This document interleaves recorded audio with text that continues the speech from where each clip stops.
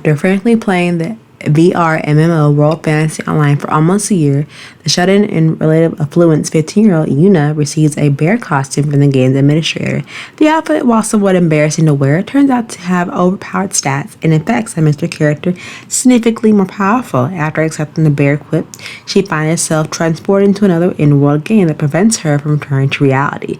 Confused and unable to log out, Yuna sets out to explore this new environment. She rescues a girl named Fina from wild wolves, who then guides her to the city of Corinthium.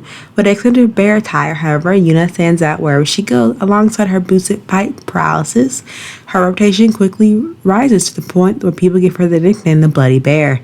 Undeterred by this change in her life, Yuna decides to take on a role of adventure and fully enjoy herself in this new world. This anime has about 12 episodes from October 7, 2020, December 23rd, 2020, based off popular light novel series and manga.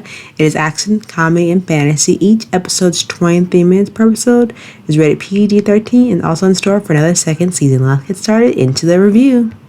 Now, we are clearly given here to Yuna, our protagonist, who is, like I said, shut-in 15-year-old, but she has, lived substantially well by herself, living by herself, beside her, a type of adult figure checking in on her periodically after the time, and she just plays video games all day. But what's interesting here that deters it different from isekai that get transported to a different world, like she's played this game for over a year, and basically the game administrator, let's give this girl a challenge by not letting her log out of this game and just let her stay there. I'm like, in my defense, and as someone who's just check on into somebody, if your relative knows you play games, why do they just try checking you to take the headset off of your head? But no, I don't think that's how that works in this theme in the plot. Maybe I'm just overthinking it, but in retrospect, I think someone should check it on poor Yuna to see if she was okay.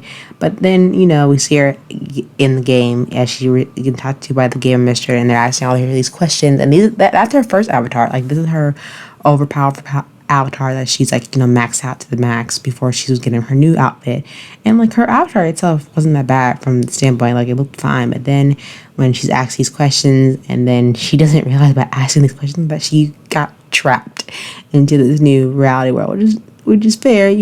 She's not, well, hopefully her body is fine in reality versus virtual reality, where she can sustain herself for a bit until she can figure out to either log out but is unable to, or maybe the game master will be nice to her and then she let her log out eventually. Hopefully we saw she, because you think in the real world she would have to go to the bathroom, but that's another theory for another day. But when she sees the bear costume, it's given these amazing stats for any character in this game that she's presented in. I think overall with Kuma Kuma Bear, it focuses solely on the adventure aspect versus her, being panicked that she's stuck in a virtual reality show, versus how other characters seem to react. Like Sword Online, people were freaking out because if you die in the game in Sword Online, you die in real life. So this, it doesn't take that darker turn to it. It's more just showing her to appreciate, people and relationships in her life in the game versus the outside world, because apparently she didn't really care about the relationship that she had in reality, which is kind of sad.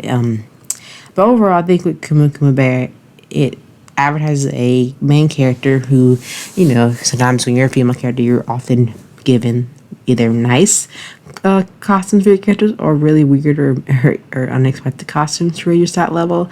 And I think also having her as a bear just kind of hits the nail on the trend there. I mean, it works well for she learns to get used to her bear costume for her protagonist. And I think in this online world where the NPCs are more realistic and you're forming more of a bond with them, especially in the very colorful environment and with the fantasy aspect, and with the different adventure guilds and people that she meets, kind of probably they learn to take her general appearance and not be shocked by it as she builds up her reputation. And I think as the main character is a 15-year-old girl, like most teenagers, gaming is a part of her hobby that she takes to the next level. And then when she's in this new world, she takes this character with her not uncommon hobby, but faces it heads on, and tries to share the joys of her outside knowledge to the in-world knowledge by sharing different treats and recipes that they'd never tried before on their own, let alone getting the ingredients to make these. And also her bears are very cute in general. But definitely check out Kuma Kuma Bear if you haven't already. I would give this like a 7.9 out of 10. I really enjoy it. I can't wait to see where the second season takes off, since she's still kind of unable to log out of this game. But I think overall, Yuna is no pushover. Like, normally you have a lot of main protagonists who are transported in isekai and they're pushover, they're very naive, they're very gullible.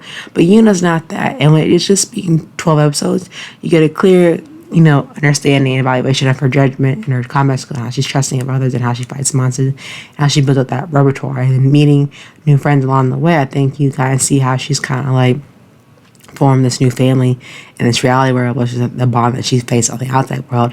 But definitely check out Kuma Kuma Berry if you haven't already. Let me know what you think. But until then, bye.